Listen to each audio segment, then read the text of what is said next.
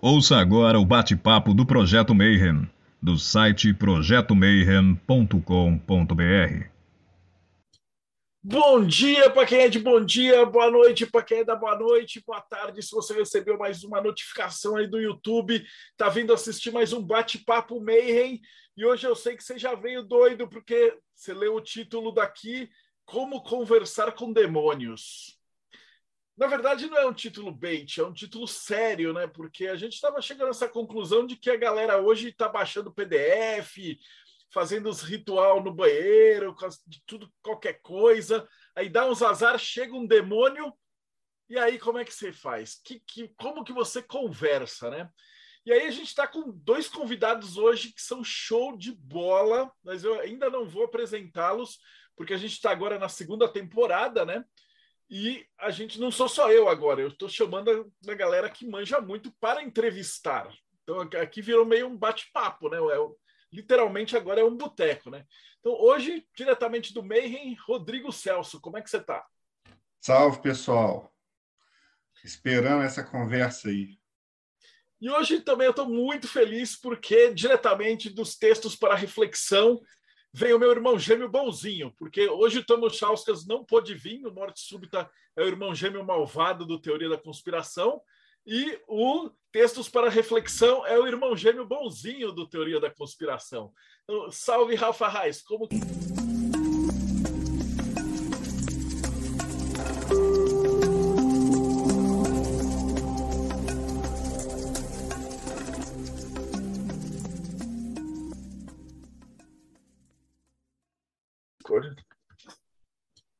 Bom dia para quem é de bom dia, boa noite para quem é da boa noite, boa tarde. Se você recebeu mais uma notificação aí do YouTube, tá vindo assistir mais um bate-papo Mayhem. E hoje eu sei que você já veio doido porque você leu o título daqui, Como Conversar com Demônios. Na verdade, não é um título bait, é um título sério, né? Porque a gente estava chegando a essa conclusão de que a galera hoje está baixando PDF, fazendo os ritual no banheiro, de tudo, qualquer coisa. Aí dá uns azar, chega um demônio, e aí como é que você faz? Como que você conversa, né? E aí a gente está com dois convidados hoje que são show de bola, mas eu ainda não vou apresentá-los, porque a gente está agora na segunda temporada, né? E a gente não sou só eu agora, eu estou chamando a galera que manja muito para entrevistar. Então aqui virou meio um bate-papo, né? Literalmente agora é um boteco, né? Então hoje, diretamente do Mayhem, Rodrigo Celso, como é que você está? Salve, pessoal. Esperando essa conversa aí. E hoje também eu estou muito feliz porque diretamente dos textos para reflexão vem o meu irmão gêmeo bonzinho, porque hoje o Tomo Chauskas não pôde vir, o Morte Súbita é o irmão gêmeo malvado do Teoria da Conspiração, e o Textos para Reflexão é o irmão gêmeo bonzinho do Teoria da Conspiração. Então, salve, Rafa Reis, como que você está? Alô, pessoal, obrigado pelo convite. Entrei numa furada, né? Sou irmão gêmeo bonzinho e vim logo falar, logo no episódio de demônio que vieram me colocar, mas beleza, vamos. Mas tem umas perguntas boas aqui de irmão gêmeo bonzinho, sim. E diretamente do Japão, a gente tem nosso especialista em Goécia, Robson Belli.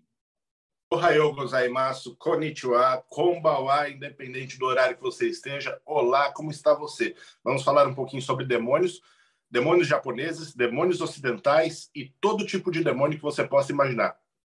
E o nosso convidado de hoje é um cara muito foda. Na verdade, ele já veio aqui quando isso aqui era tudo mato, né? Quando a gente estava no meio da pandemia, aí estava pensando quem que a gente convida e tal. Ele virou e falou assim: pô, eu topo e vamos falar de demônios e tal. E a gente já gravou um bate-papo muito 10 com ele. Eu vou deixar até o link aqui depois para vocês assistirem. E provavelmente você já o conhece, já viu pela chamadinha. É o meu querido Antônio Fagundes, ou Bruxo Fagundes, né? Sabe, irmãozão, como é que você tá? Muito feliz de poder participar de uma conversa tão qualificada e com uma audiência tão ávida e efervescente como essa, que quer saber tudo sobre essas experiências transcendentais, místicas e, ao mesmo tempo, de um caráter sinistro, inevitavelmente, como é o contato com os demônios. Eu me sinto muito honrado e estou ansioso para responder e explicar a minha experiência. Eu só queria deixar claro que eu não sei, por exemplo, qual a maneira correta de falar com essas entidades. Eu posso explicar como eu falei e quais os critérios que eu usei. Mas, por exemplo, os nossos colegas têm várias abordagens, outras de lidar com demônios. Inclusive, por exemplo, eu não encontrei nenhum demônio goético, só 2, na verdade, o Buer e o Astaroth. Mas, fora isso, eu não tenho uma experiência direta com essas entidades. Então, por exemplo, né, o meu relato fica restrito ao que eu fiz, o que eu vivenciei e o que está no livro, né, o livro dos demônios. Né? Não, mas tá tranquilão, porque a gente tem assim, tem você e o Robson. Então, o Robson, desde criança, o pai dele era demonologista. O Robson vai contar essa história, mas ele é que chamava os demônios. Aí, no teu caso, os demônios é que te chamaram, né? Então já é outro patamar. Você estava quieto na sua, e aí os demônios chegaram e falaram, vem aqui. E o Robson, os demônios estavam lá quieto na dele, e o Robson chegava e falava, vem aqui. Sim. Na verdade, o meu caso foi um incidente onde a minha disposição de arriscar a minha vida pela de uma mulher desconhecida foi testada e uma entidade luminosa perguntou gentilmente se eu queria ir ao inferno e escrever um livro. Eu jamais poderia dizer não para uma entidade na qual eu não me achava merecedor de atenção, não queria chamar a atenção dos anjos, nem dos demônios, nem de nada, não queria ser herói, já tinha tido a minha cota de donzelas em perigo na juventude distante. Nessa época eu tinha 35 anos, ou seja, já lá se vão muitas décadas, e em função de um convite irresistível, eu recebi o que eu considerei uma missão, e essa missão foi um dos piores momentos da minha vida. O inferno que eu vi, eu costumo dizer que a gente não vê, não passeia, tu não observa o inferno, tu sofre o inferno, tu padece, a gente vai deixando os pedaços nessa região umbralina. É muito interessante, mas eu estou muito curioso para ver a experiência do Robson, que eu gostei disso, de ter um pai demonologista. Quero saber como é que é isso. Depois eu conto o meu caos aí.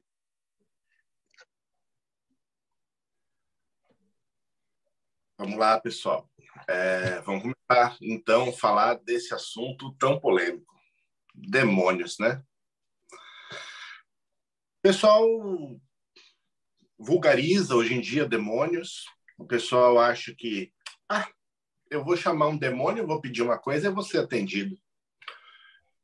Bem, infelizmente as coisas não são tão simples e não são tão fora de risco quanto a galera gostaria que fosse. E isso é um problema, porque hoje, com a popularização da informação, nós vemos PDFs espalhados por todo lugar, de Goécia, Grimório Verum, entre outros grimórios que trabalham com demônios. Mas, até onde o contato com uma entidade de baixa vibração não prejudica aqueles que têm esse contato, seja de forma energética, seja de forma mental? Porque muita gente acredita, com os 2 pés e as 2 mãos juntas, que conseguiram contatos com essas entidades, quando muitas vezes, na verdade, não passa de um espírito qualquer vagante, que ele conseguiu atrair para um ritual ridículo. Então é importante nós separarmos o joio do trigo nessa hora, para entender que experiências com demônios não podem ser banalizadas.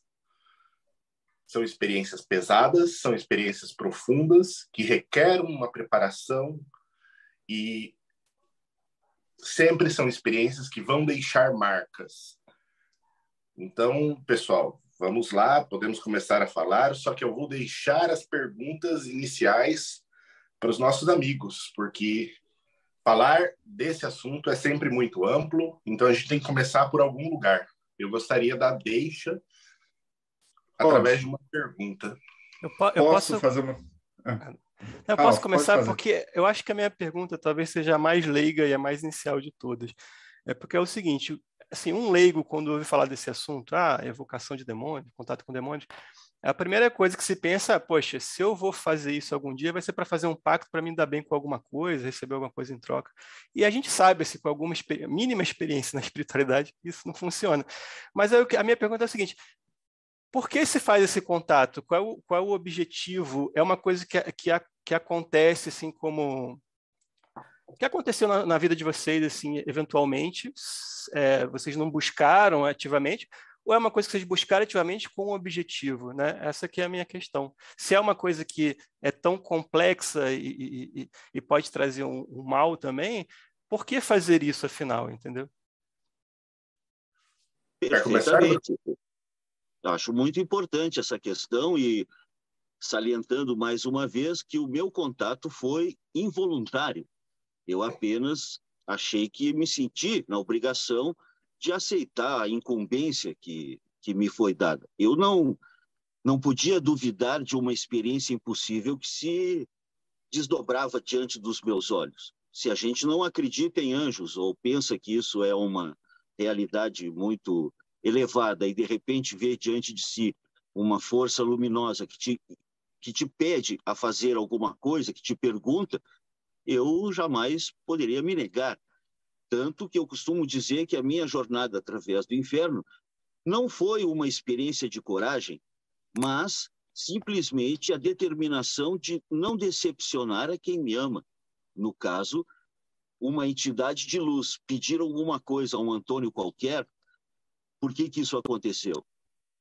A situação sempre se enquadra com a própria pessoa. No caso, eu já era um mago, não tinha trabalhos nem contatos com demonologia, nem trabalhava com essas entidades, não fazia nenhuma invocação. Eu era um mago hermetista. A minha levada era trabalhar sobre mim mesmo, coisa e tal. Só que, aos 35 anos, eu já estava crivado de cicatrizes, esmagado de vários sofrimentos diferentes, e num momento da minha vida em que eu estava numa encruzilhada. Então eu penso que essa solidão e essa condição anômala que a minha vida estava me tornou, e o fato de poder escrever também, né, me tornou a pessoa, digamos, indicada para eles fazerem o teste. E o teste foi esse, uma ocasião em que eu fui forçado a intervir e salvar uma mulher que estava sendo morta a facadas.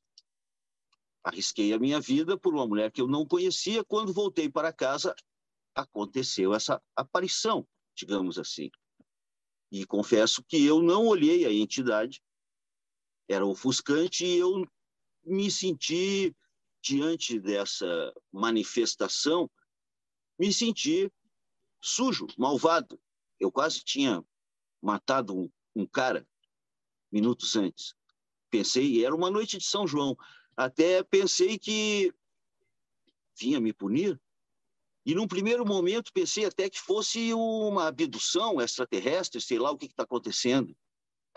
Tudo que poderia também passar pela cabeça de qualquer pessoa que está tranquilamente na sua casa, se recuperando de um incidente violento e de repente vê o sol do meio-dia rasgar o teto e entrar uma coluna de luz e uma presença, uma voz te dirige a palavra.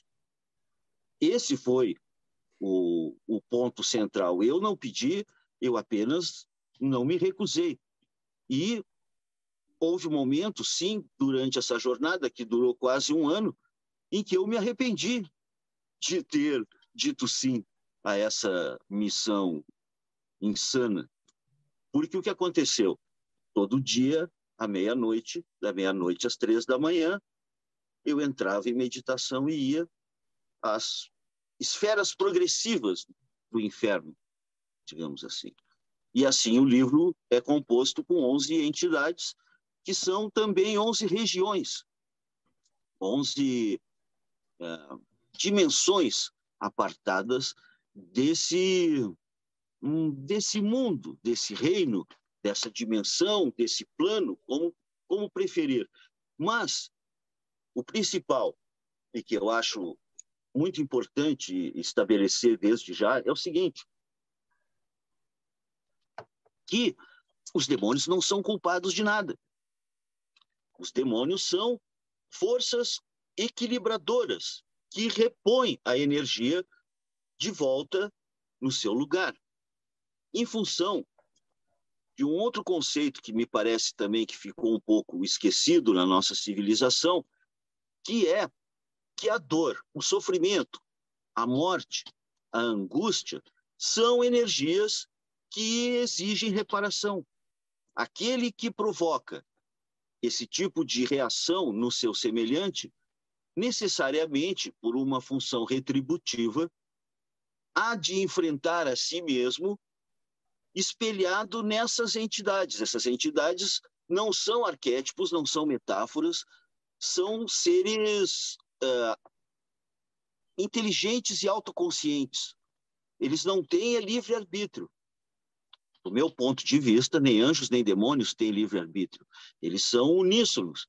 Eles são a concretização de uma força. E cada um tem uma especialização.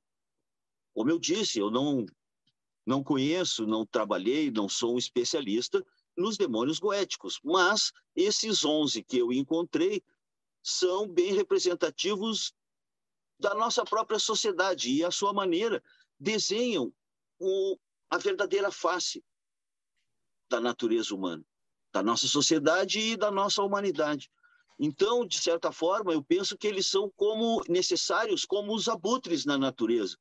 Alguém tem que processar a carniça, a energia de morte, sangue, dor, lágrimas e angústia que os humanos provocam uns aos outros.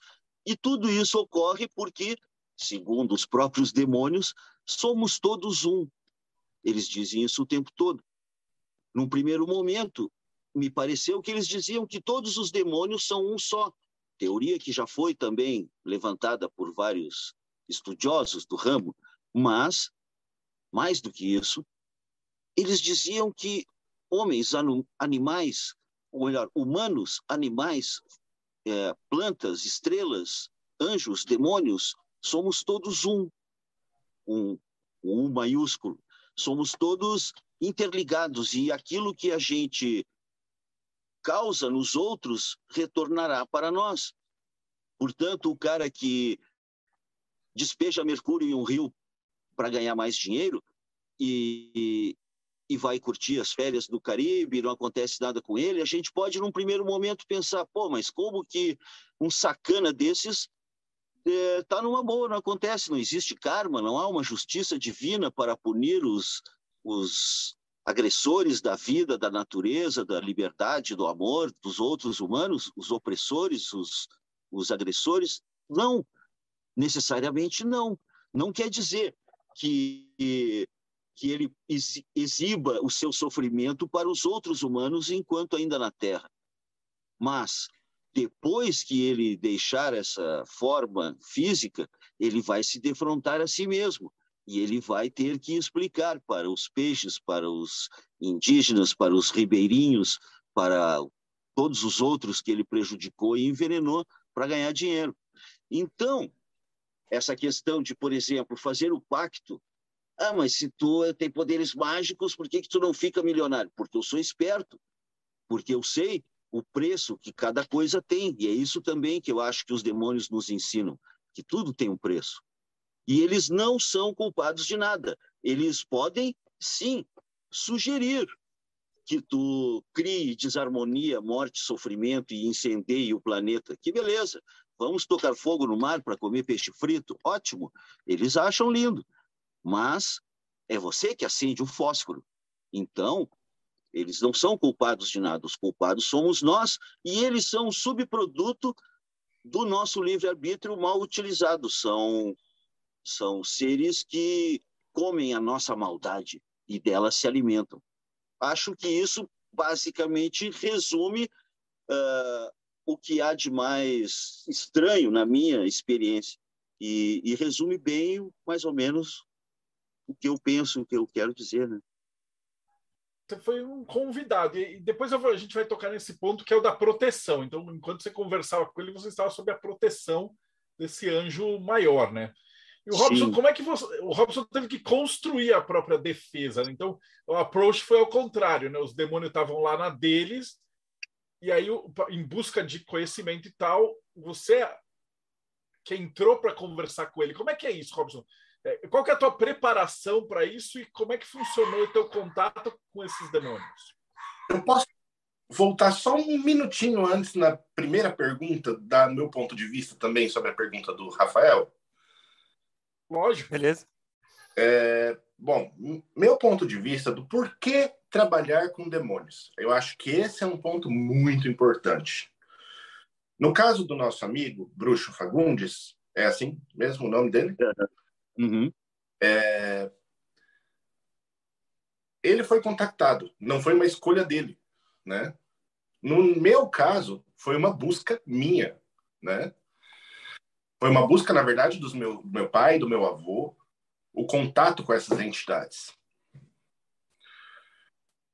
Assim como na Golden Dawn, nós temos no grau de adepto menor o contato com entidades inferiores, né?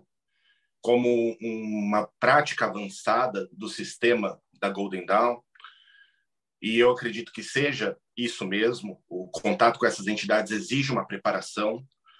Tanto é que na minha entrevista eu falei sobre como eu aprendi o Lemegeton, que foi na ordem dos capítulos, ao contrário, indo da Ars Nova, Ars Notória, no caso, Ars Almadel, com anjos, Ars Paulina, para contato com o meu sagrado anjo guardião, Ars Teurgia Goécia, para contato com os daimons teúrgicos, e, por fim, o Ars Goécia em si, né? Então, eu tive uma trajetória toda até chegar na Goécia. Eu não fui o cara que chegou e falou, opa, olha, Goethe ilustrado da Aleister Crowley, vamos embora, vamos falar com o demônio. Não. Isso é o que acontece muito nos dias de hoje e o que é triste. Por que falar com a entidade demoníaca? Eu não posso simplesmente pedir a um anjo ou a Deus o que eu desejo e obter essa graça de maneira luminosa? A questão é que nem todo mundo quer as mesmas coisas. A teoria dos jogos mostra que os seres humanos tendem a buscar coisas diferentes. E, Robson, por que você entrou em contato com essas entidades? Foi por um desafio pessoal? Foi por um aprendizado? Não. Sabe quando você nasce numa família, ela já tem uma religião e você segue o fluxo? Meu avô era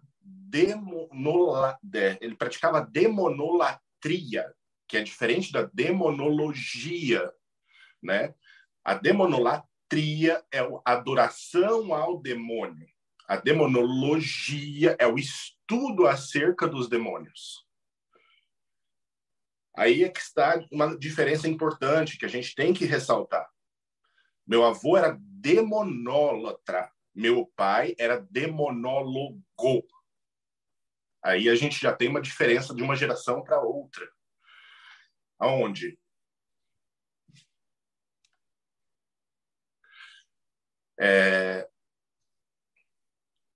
A demonolatria visa adorar os demônios como deuses e a demonologia visa o estudo e a compreensão dessas entidades, o estudo e compreensão da própria sombra, o contato com entidades, porque, por exemplo, a demonologia ensina no livro de Abramelin, né? Você resistir aos demônios para ter contato com seu sagrado anjo guardião. Ou seja, você ter contato com essas entidades, ser tentado por elas, como Jesus foi no deserto, resistindo a elas, você ganha o direito de, então, ter contato com seu sagrado anjo guardião. Método muito bom para se estudar e entender por que ter contato com um demônio. Aí, nós vamos para a compreensão de que nós não vivemos em um universo lindo e bonito. O universo fede e o mundo é terrível. Nós temos muita coisa ruim aqui. E, como diz Lao Tse, você sabe que existe o alto porque você conhece o baixo. Você sabe que existe a luz porque tem a escuridão que dá o contraste. Então, é só através do equilíbrio de ambas as forças que você pode encontrar essa situação. Se o mundo fosse só luz, todo mundo seria cego. É necessário que hajam milhares de tons entre branco e preto absoluto e muitas cores no meio disso. Então, assim, o contato com demônios, essa história de contatar demônios, de onde vem esse papo de vou vender minha alma? Desse livro, Dragão Vermelho, tá? É o Grimório que fala sobre a venda da alma para a adquisição de alguma coisa. É um grimório de demonologia? É um grimório de demonologia? Sim, é um grimório de demonologia. Temos que estudá-lo? Não. Não é porque há uma coisa numa área que você tem que necessariamente fazer uso dela. Mas, por exemplo, a Goécia, no sistema mais tradicional conhecido, que é a Goétia do Dr. Hood, ele se utiliza de proteção com anjos dos 72 nomes de Deus para controlar e qual seria a palavra? Constrangir os demônios, sendo o anjo a inteligência e o demônio o poder.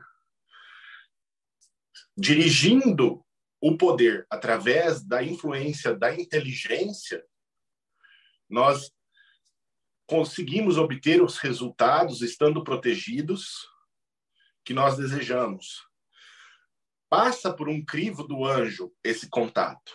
Porém, há também uma proteção. O que não faz sentido para mim são essas goécias modernas, como a goécia luciferiana.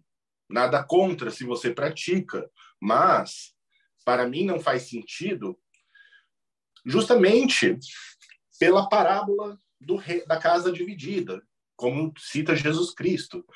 Se demônio expulsa demônio, não faz sentido algum, né? Então, assim, quando você fala de defesa contra essas entidades, é necessário que você tenha uma força elevada junto a ti para poder fazer a mediação. Porque, afinal, a energia densa, ela está lá, como diz Agripa, nos livros da filosofia oculta.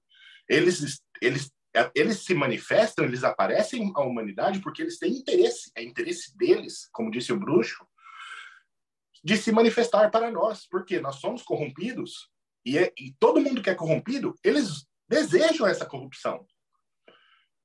Então, quando você fala em Goécia, existem tantos métodos, desculpa a palavra, vagabundos por aí, e todas essas porcarias funcionam, única e simplesmente porque, como disse Agripa, eles estão lá e eles querem esse contato. Agora, sobre ser realmente um contato com um demônio, muita gente está alimentando quiumbas, eguns, outros tipos de espíritos, achando que são demônios. E isso é algo terrível. Então, antes de se achar um magão fodão, porque fala com demônios, você tem que descobrir se o que você contacta é realmente um demônio, porque não adianta apenas você fazer um pedido a uma entidade espiritual, ser atendido e falar, não, é um demônio, ele me atendeu. Não. A coisa não é tão simples. Olha o Gilberto aí. Seja bem-vindo, Gilberto. Um abraço, meu querido. Então, a coisa não é tão simples como a galera gosta de pregar. O contato com demônios não é tão vulgar assim. Pode acontecer? Pode. Eles têm interesse que aconteça. Contudo, a defesa e a proteção, ela sempre vem de uma força do alto. Todos os grimórios da Idade Média que chegaram para nós fazem uso do nome de Deus, das proteções divinas, dos anjos, para então estabelecer contato com essas entidades. Todos eles. É uma moda moderna o fato de você negar Deus e essas coisas para ter contatos demonólatra com essas entidades. Mas é algo moderno. Toda tradição histórica que nós temos dos livros de demonologia se apoiam no princípio de que, pela autoridade divina, você comanda demônios. Mas vamos ver bem, pela autoridade divina, não tua. né? Então, esse negócio de, eu vou comandar demônios. Acontece? Sim, acontece. É fácil? Pera lá. Não é bem assim. Consegui responder a pergunta do Del Débio e do Rafael? Da minha opinião? Conseguiu, e acho que você mandou uma excelente, que era essa aí, tipo, na vontade do que está acima, né? Que era, eu vou voltar agora pro bruxo, né? Que é a vontade de quem estava acima. Como é que funciona essa intermediação? Você teve que falar com vários demônios, mas esse anjo chegava antes, ele te protegia, você se sentia protegido. Como é que era feita a tua proteção mesmo para você conseguir entrar dentro de um reino demoníaco sem se fuder? Vou usar essa palavra mesmo, né? Sim. E foi bastante desgastante, como bem se pode imaginar. Não foi um passeio e a primeira mensagem que eu recebi foi justamente quando uma suprema entidade disse que você veio ao meu jardim, veio ao meu parque, então agora você vai andar em todos os brinquedos. O que significa que eu fui submetido a toda sorte de sofrimento e tortura e angústia mental e mergulhei nos abismos da loucura, mas dentro desse círculo de luz, porque o anjo só apareceu aquela vez e perguntou se eu queria. Quando eu disse que sim, ele sumiu, não me desejou boa sorte, não disse que ia me proteger nem nada, apenas esse círculo de luz, que era como uma coluna da luz do sol que me envolvia. Mas, mesmo assim, eu podia ouvir, sentir o fedor, e só não podiam me tocar, mas eu estava como se estivesse no plano físico. E isso foi uma das coisas mais terríveis, porque eu era... Veja, eu não era demonólogo, não era demonólatra, eu entendi alguma coisa de demônios porque tinha estudado já dos meus estudos de magia e coisa e tal, mas era uma realidade a qual eu tentava me permanecer distante, mesmo porque, isso é que eu gosto de destacar, que a caminhada mágica envolve necessariamente um desenvolvimento espiritual. Nessa época, eu estava me debatendo justamente nos porões da culpa. Eu me sentia mal comigo mesmo, estava em dívida comigo mesmo, com meu filho, com a minha vida. Então, de certa forma, eu era um material propício para os demônios trabalharem a minha mente. E também eu gosto de pensar que foi uma jornada terapêutica, porque ao final de tudo, eu saí uma pessoa totalmente diferente e descobri que eu podia, sim, ficar em paz comigo mesmo e harmonizar as minhas culpas e descobri também que o medo é como um fogo que, depois que ele consome tudo, há uma paz diferente. A gente já sofreu o que tinha que sofrer, então, de repente, o medo não te alcança mais. É como se, depois de ter morrido e renascido muitas vezes, tu já não tivesse mais medo de nada. E eu não me sentia protegido, absolutamente. Eu me sentia como, nas palavras do Nazareno, como ovelha no meio de lobos, né? Que ele disse, eis que vos mando como ovelhas no meio de lobos, portanto, sejam simples como as pombas e prudentes como as serpentes. Foi o que eu tentei fazer. Eu era um correspondente de guerra, tentando entrevistar as entidades o mais rápido possível e terminar com aquilo o mais rápido possível. Eu não tinha poder nenhum, ainda não tenho poder nenhum sobre os demônios, não mando em demônio nenhum.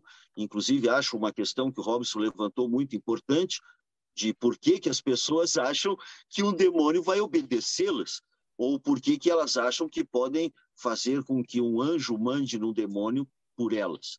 Eu acho uma questão importante que resta esclarecer. Mas o principal é que, dentro dessa jornada a essas regiões, eu recebi constantes lições de humildade, de ver quão pouco importante é a nossa existência terrena e que, ao mesmo tempo, justamente por ser tão efêmera, tão pouco importante, ela é sagrada, porque a experiência da vida em cada um de nós, somos todos um, como dizem as entidades, ela se justifica e se ampara mutuamente. também concordo com o Robson que cada um que se corrompe prejudica todos os demais. Cada um que abraça um instinto de ser contra a vida, contra a natureza, contra a liberdade, contra o amor, piora o planeta como um todo. Ao passo que cada um de nós que se solidariza, que exerce compaixão, que vê a empatia como uma ferramenta de solidariedade, um papel social, esses estamos consertando o mundo. É como... Eu não sou... Veja bem, eu sou como um taoísta. Eu considero também, mais uma vez, concordando com o Robson, que as trevas são essenciais para que possamos perceber a luz. Ninguém pode pintar um quadro numa tela branca só com tinta branca. É necessário que haja o contraste. É necessário que haja o nosso livre-arbítrio, que, sim, está sendo disputado por forças da luz, da vida, do amor, e pelas forças da destruição e da morte, que são os demônios. A entropia, a ordem e o caos eternamente se debatendo nesse campo de batalha, desse tabuleiro onde nós somos as peças. Então, nesse sentido, eu acabei desenvolvendo uma visão um pouco mais humanitária, mais afetuosa em relação a nós todos. Eu me dei conta de como é trágica a condição humana e como nós nos debatemos diante de mistérios tão profundos e que a existência é tão curta. A gente, quando vê, já tem 60 anos, pelo menos eu posso falar por mim. E eu pretendo viver mais 60 anos, mas eu tenho certeza que mesmo que isso aconteça, eu não vou encontrar a resposta, porque cada resposta abre trocentas outras perguntas. E uma delas é justamente essa, de por que as pessoas acreditam que os demônios são seus pets, são friendlies, que os demônios estão aí para nos ajudar. Eu acho que não. Eu acho que os demônios estão aí para nos ajudar na evolução, mas essa ajuda, muitas vezes, vem por meio do sofrimento. A minha experiência no livro, a pessoa vai lendo e vê que eu não sou o escolhido, não sou iluminado, não sou o herói, não sou nada além de um pobre Antônio qualquer largado no inferno, tendo que se defrontar consigo mesmo e responder as perguntas, porque, mais uma vez, os demônios não são humanos. Os demônios são muito mais inteligentes do que nós. E eles não leem o nosso pensamento, mas eles adivinham pelos mínimos sinais que a gente dá. E também porque eles conhecem a natureza humana. O ponto principal, me parece, que vale destacar, é o seguinte, que a gente não pode lidar com eles de acordo com a psicologia que lidamos com nossos amigos, nossos parentes, os humanos em geral. A psicologia desses demônios, a sua escala de valores, a sua gama de interesses, a sua maneira de pensar as coisas é totalmente não humana e, às vezes, abertamente anti-humana. Eles buscam nos afastar da luz, nos afastar da paz. Eles querem que a gente sofra e faça os outros sofrerem. Então, eu acho que eu me sentia protegido porque, de fato, quase ninguém pôde me tocar. E, de fato, quem me tocou não era um demônio. Realmente uma entidade no inferno, não vou dar spoiler do livro, mas uma entidade magna tocou na minha testa. E isso foi uma coisa que, num primeiro momento, me apavorou, que eu pensei, putz, mas o anjo disse que ninguém podia me tocar, e o que vai acontecer comigo agora? Bom, a sua vida vai virar um inferno. De fato, virou por alguns anos, mas esse inferno foi salutar e me fez entrar num duelo comigo mesmo, do qual ninguém escapou com vida. Morremos todos os Antônio Augustos que entraram nessa luta, e o que sobrou é uma consciência diferenciada, muito mais humilde, muito mais amorosa e muito mais respeitadora. Por exemplo, eu me referia a certos demônios que têm dignidade imperial, eu me referia como Vossa Alteza, Sua Majestade, Excelência, sabe? Eu não vou falar desaforadamente. A gente tem que ter muito respeito. Isso do respeito é uma coisa interessante, porque é uma moeda que vale em todos os mundos. Os anjos, os demônios, os antigos, as pessoas simples, os magistrados, todo mundo gosta de ser tratado com respeito. Então, era o que eu fazia, o que eu tentava fazer, sabendo que eu era apenas um pobre mortal e que a minha única missão era sobreviver a mim mesmo nesse confronto e escrever o bendito livro que eu escrevi, e que, curiosamente, levou 404 páginas para decifrar esses mistérios, mas que, curiosamente, traz argumentos tanto para o lado da luz quanto para o lado das trevas. É um livro que eu me orgulho muito de dizer que está sendo elogiado tanto por adeptos da mão direita quanto da mão esquerda.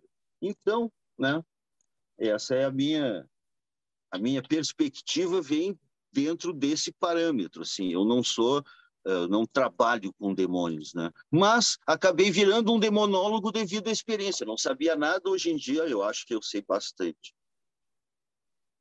Aproveitar que chegou Parabéns. o Gilberto. Parabéns. Como é que você está, irmão? Deixa eu te perguntar, porque aqui o Antônio foi capturado e obrigado a lidar com os demônios. O Robson já desde criança, o pai dele já trabalhava com demônio, então ele entrou no fluxo e foi falar com o demônio. Como é que é o seu caso? Você foi contatado ou você foi atrás dos demônios? Como é que foi a tua história até chegar a conversar com o demônio? Conta um pouquinho dessa origem. Então, tá. Primeiro, mestre Antônio, obrigado por estar aqui. Faz um tempão que a gente não conversa, né, cara? É verdade. Mas estamos sempre Legal. perto, tá? O pessoal não... Posso fazer um pouquinho de fofoca? O pessoal não sabe, a capa desse livro aí, que é sensacional, tá? É a foto do edifício que eu e o Antônio morávamos. Ele era meu vizinho, conheço a família toda, família maravilhosa. E, olha, a gente não conversa... o pessoal pensa que a gente está sempre de fofoquinha nos bastidores. Faz um tempão que eu e o Antônio não conversamos, porque ele tem a vida dele e eu também tenho a minha vida.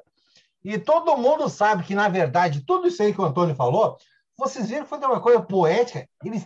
Ele tem essa capacidade natural da linguagem de se expressar de uma maneira de poesia, e que vem do saudoso Nico Fagundes, seu pai, um dos grandes artistas que nós tivemos aqui no estado, sempre lembrando dele, e deixou toda uma descendência, seus filhos, sua família. E o Antônio herdou também essa facilidade de comunicação, e tem isso aí que ele estava falando. Pode parecer engraçado, porque eu conheci o Antônio de perto, a gente morava porta a porta. O cara é maluco. Esse é maluco. Ele tem a minha idade e ainda tem cabelo. Como é que tu fez isso aí? Que feitiço foi esse, cara? Ele ainda tem cabelo, tá aí bonitão, gostosão.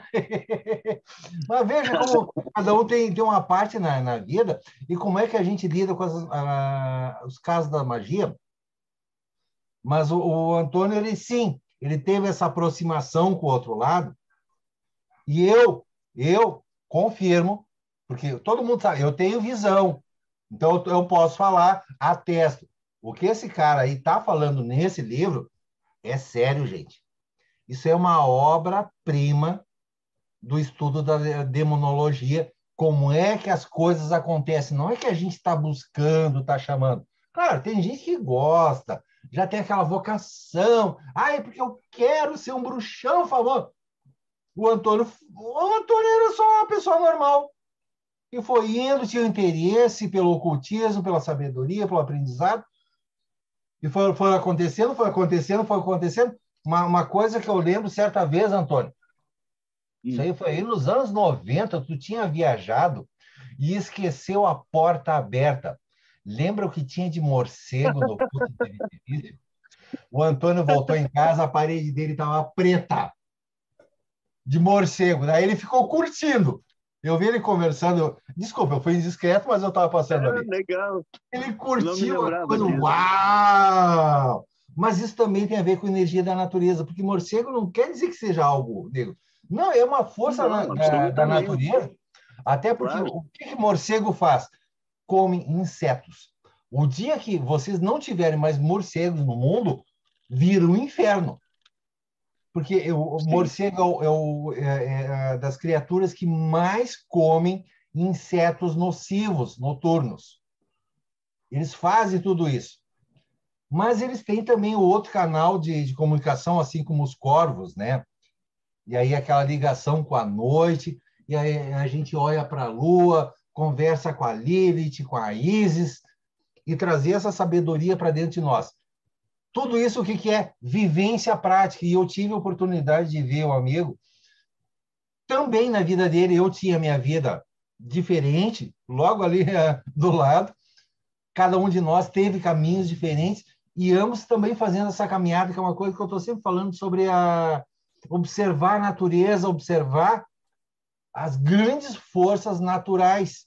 Porque mesmo ali, a gente morava, centro de Porto Alegre, edifícios enormes, mas a própria natureza teimava em nascer de novo, num fiapo de capim na calçada, a natureza está sempre presente. Os animaizinhos, fossem os morcegos, as pombas, os corvos, o urubu, que é lá, mas ali tinha um casal de gaviões, que andava por ali, eu lembro deles, e a gente começa a se ligar e conversar com eles, e aí as demais energias também vão se aproximando da gente, porque a gente começa a observar que hoje eu moro no meio do mato, eu moro no paraíso, é outra energia, mas de tantas maneiras, eu não esqueço como é que era quando eu morava em Porto Alegre, ou morei em Salvador, morei em Cascavel, no Paraná, Blumenau, outras cidades grandes, e a gente começa a se ligar, a energia da natureza. Mas quem é mais que está vindo junto? Então, como é que a nossa mediunidade também vai se desenvolvendo com isso? Percebendo o local onde a gente mora. Um livro que eu não tenho aqui, que eu participei alguns anos atrás, é o Ritual Offerings, que foi editado pela Nephilim Press. Depois eu pego e mostro aqui. Então, a gente falava sobre oferendas em tudo quanto é área de magia. E o Rufus Opus, que escreveu o livro Seven Spheres, de magia planetária, ali ele apresentou um trabalho falando dos espíritos do local, os Geni Loki. Quem são os espíritos do local? Que para algumas culturas são os devas, mas também tem as fadas, duendes, gnomos. Quando a gente presta atenção para eles, é que nem quando você presta atenção na pessoa que você ama. Ela também começa a prestar atenção em você. No seu amigo, do seu colega. Eles também começam a prestar, e essas energias, e da mesma maneira, os demons também vão prestar atenção em você. Eles percebem que, opa, tá aí o trouxa! Oba! Um novo mago! Vamos pegar ele, vamos capturar a alma dele. Não, não é assim, na verdade, não. Eles não estão querendo o nosso mal, eles não... É apenas a qualidade deles, até no caso dos demons, de serem muito práticos. Anjos também, que era a nossa evolução. E eles começam a perceber que a gente está olhando e cuidando da natureza, está cuidando da vida, do mundo. Quantas vezes você, hoje, olhou para o céu? Na sua cidade, aí agora o céu está nublado, o céu está azul, tem o sol. A maioria das pessoas não lembra de olhar para o céu. E a cor é azul. Ela ajuda a alimentar a sua alma. Você lembrar que o sol está ali trazendo vida para esse planeta. E é um dos grandes, maiores seres que nós temos, porque o sol nós consideramos uma criatura viva. A Terra é uma criatura viva. Cada planeta. A gente começa a se ligar com tudo isso e aí começa a perceber que tem algo que a gente chama também de alma. Cada pessoa tem a sua alma. Cada ser, cada animal tem o seu espírito. E a gente percebe que tem outros espíritos. Opa, tem alguma coisa mais aqui. E aí tu começa a se ligar. E aí tu vai se dar conta que nem o Antônio teve essa experiência. Opa, tem mais coisa por aí. A gente começa a ouvir, começa a observar, começa a fazer experiências. Tá? E esse livro aí do Antônio, ele tem... Cara, tu tem uns relatos ali que o pessoal pensa que é ficção científica. Eu digo que não. Infelizmente, não. Eu assino embaixo e confio. Gente, é daí para fora. Agora há pouco eu estava conversando com colegas de fora sobre os djinns, os espíritos árabes. E a pessoa já pensou, gente, Demon da Goetia, Grimorium Verum, Clifas, que é o lado negro da árvore da vida hebraica, é mais seguro, na minha opinião. Djinn não é bonzinho. Aí eu estava passando algumas informações, porque eu já passei pessoalmente também alguma coisa. Eu não trabalho nessa área, não me pergunte nada, mas eu tive experiência muito prática. Já tem uns 9, 10 anos. Aquele problema que teve lá no Oriente Médio, daqueles fanáticos que cortava a cabeça das pessoas, fazia aquele... E todas as vezes, o Estado Islâmico, todas as vezes, eles primeiro faziam uma oração. Eu entrego essa vida... Cara, aquilo ali era sacrifício de sangue. Eles estavam lidando com um lado tão negro da coisa que fizeram aquilo tudo. E... Tinha oração antes, Gilberto? Oi? Eu não sabia. Tinha oração antes, eu não sabia disso. Sim. Qualquer vídeo que tu olhar deles, eles primeiro estão lá. Epa! É sacrifício de sangue. Aquilo é ritualístico. É só olhar. Cara, por isso que praticamente tudo foi apagado da internet. Mas nós trabalhávamos. E até hoje tem muitos colegas, nós temos colegas no mundo inteiro que trabalham nos bastidores em praticamente todas as áreas que vocês pensarem. Saúde, política, guerras. Tem uma galera da pesada que trabalha com isso. É o mais próximo que vocês pensam daquela coisa de Illuminati. Na verdade, tem gente no mundo inteiro trabalhando para isso.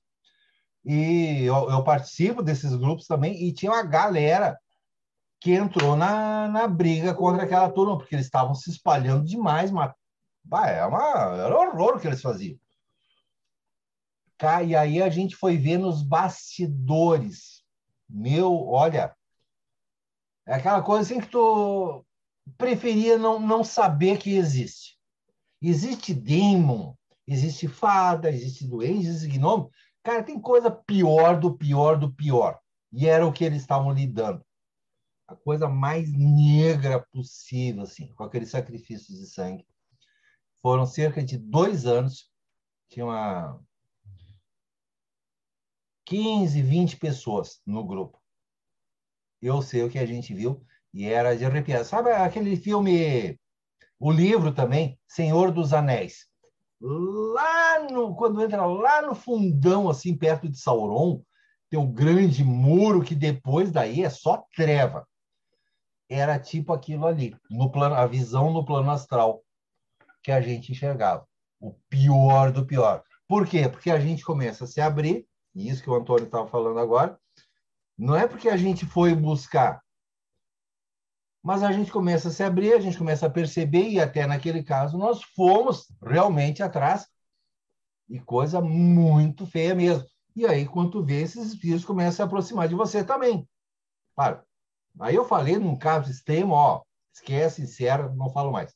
Mas, de uma maneira geral, quando a gente trabalha com demons, com anjos, olha, aquela vida normal de qualquer bruxo, de qualquer mago, de qualquer sacerdote. Gente, esse é o nosso mundo normal, que para muitos já é muito. Né, Robson? Para muitos já é um monte. Então, eu só citei, porque eu estava conversando por acaso no assunto agora. Gente, tem coisa... O pior do pior do pior que vocês nem imaginam que seja. Então, a maioria de nós, felizmente, a gente consegue ficar num certo nível, até porque, senão, é difícil manter a sanidade. Por que tantos magos, mesmo muito conhecidos, enlouqueceram? Que é uma coisa comum. A gente vê o pessoal inovato. Eles querem buscar atalho. Como fazer? Fácil, ritualzinho da Goetia. E o que a gente vê dessa Eles se galera arrebentam, né? louquinho, Louquinho. A maioria em 3 meses desaparece. Pessoa que está estudando um pouquinho mais aguenta 1 ano, 2 anos, alguns até 5 anos. E ó, depois estão lá chorando na igreja ou até numa terreira de Umbanda, me salva. Isso é a coisa mais comum que tem. 1000 que começam, depois de 5 anos, sobrou 2, 3. Esses são os números reais da coisa. São números reais. É a coisa mais fácil, é só olhar grupo aí. O pessoal some. Onde é que estão? Vai lá na igreja evangélica, vai lá na terreira de Umbanda, todo mundo ajoelhado, chorando. Me perdoa, Deus, me perdoa, Deus, me perdoa, Deus. Por quê? Deram abertura. E eles começam a se aproximar. E não é por maldade. É até a própria característica deles. Vimos, como os da Goethe, os Grimoire Velho, são seres que têm milhares e milhares de anos. Eles conheceram todas as civilizações humanas, inclusive as anteriores. O que a gente conhece por civilização hoje, o que tem aí? 5.000 anos? 10.000 anos? Antes disso, teve a Atlântida. Antes disso, bota lá a Lemúria, 200.000 anos. Eu acho impossível não ter tido outras civilizações. Houve. Só que não tem como achar fósseis disso. Tu vai encontrar ossos, mas tu jamais vai encontrar, por exemplo, vestígios fósseis de um aparelho, tipo um celular, que eles devem ter tido alguma coisa assim naquele tempo. Depois de 50 anos, não tem traço nenhum. 200.000 anos, tu não encontra nada. Tu encontra ossos. E o que mais tu vai encontrar? Aí a possibilidade de conversar com esses espíritos, e alguns deles trazem ensinamentos, sim, inclusive espíritos da Goethe, que contam como é que é a bolha, alguns chamam de bolha, que é o nosso universo e vai ter o seu tempo também, até que isso termine. E aí vai começar todo um aeon novo, toda uma era nova, mas isso provavelmente mais à frente. Hoje nós vivemos numa bolha de tempo que é bem pequena, bem pequena. A gente não consegue pegar coisas assim, além de 10, 20.000 anos de civilização. Esse corpo humano, leitura de uma surata 1 milhão de anos. Alcorão? Oi? Posso fazer uma pequena leitura de uma surata do Alcorão? Pode fazer, com certeza, até porque eu citei o Robson aí. Primeiro, Robson, muito obrigado. Nós já conversamos em separado. Você sabe o que aconteceu. Traga a sua sabedoria. Surata 72, Aldim, os gênios. Dize, foi revelado que um grupo de gênios escutou a recitação do Alcorão e disseram: em verdade ouvimos um Alcorão admirável, que guia a verdade pelo que nele cremos. Jamais atribuiremos parceiro algum ao nosso Senhor. Cremos em que, exaltada seja a majestade de nosso Senhor, ele jamais teve esposa e filhos. E os insensatos entre nós, eles estão falando dos gênios insensatos e dos gênios que adotaram, né, a obediência, preferiram extravagâncias a respeito de Alá, e jamais imaginamos que entre os humanos e os gênios iriam urdir mentiras a respeito de Alá. E, em verdade, alguns indivíduos, dentre os humanos, invocaram a proteção de pessoas dentre os gênios, porém estes só lhes aumentam os desatinos. Aqui está um dos motivos pelo qual eu sou crítico à Goécia luciferiana, crítico a esses sistemas modernos, porque, como é dito no Alcorão, nessa surata, quem invoca a proteção de um demônio para se proteger de demônios, nada mais faz do que se entregar a eles.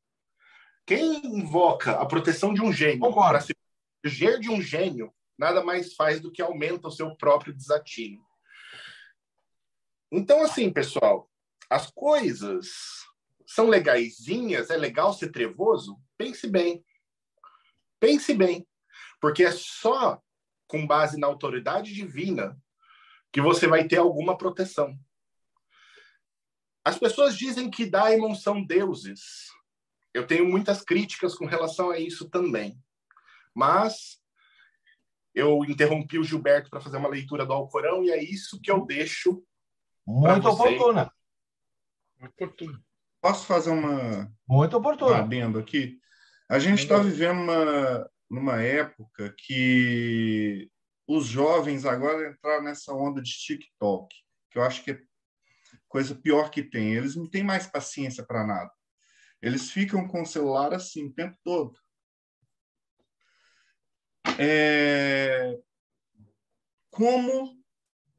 Como essa geração vai aprender isso? Eles não têm paciência para ler, eles não têm paciência para nada muito longo. Como que eles vão aprender? Como eles vão estudar? Tem alguma esperança para isso? Isso aí, O Rodrigo está quase chorando lá. Se leia, sai lágrima. Mas é uma coisa terrível, cara, porque você, o Antônio, o Robson, eu, o Raf, o Thiago, o Ulisses, cara, a gente estudou muito, absurdamente, a gente sabe o perigo que é e o respeito e a técnica e tal. E essa galerinha nova tá entrando de cabeça, assim, a gente já tá vendo os resultados, né? Agora, o que vocês acham que vai acontecer ainda no futuro? Você acha que vai ficar pior que isso? Eu acho que vai piorar. Eu lembro do Apocalipse de 2012, a previsão do Apocalipse. Então, agora eu realmente parei, mas várias vezes a cada ano eu escrevi sobre a numerologia do ano. Essa foi uma das últimas que eu fiz. Eu nunca tive assim muito retorno, então eu enchi o saco e parei de escrever. Mas foi um dos últimos anos que eu fiz uma análise e todo mundo estava esperando o apocalipse, né? Vai acabar o mundo. E ali eu fiz a análise do ano, primeiro a partir dos números, alguma coisinha no tarô, o resto a minha vidência e opinião pessoal. E ali eu comentei o que eu estava enxergando para os próximos anos e, infelizmente, eu vejo é o que está acontecendo. Então, ali eu comentei sobre o seguinte. Primeiro, excesso de informação, que a gente sabe que hoje tem informação em qualquer lugar. Mistura demais. Até, por exemplo, uma coisa muito comum, quem acompanha, eu também sou ministro da igreja, tá? Até isso eu sou. Não, eu poderia abrir uma igreja, mas não é o meu caso.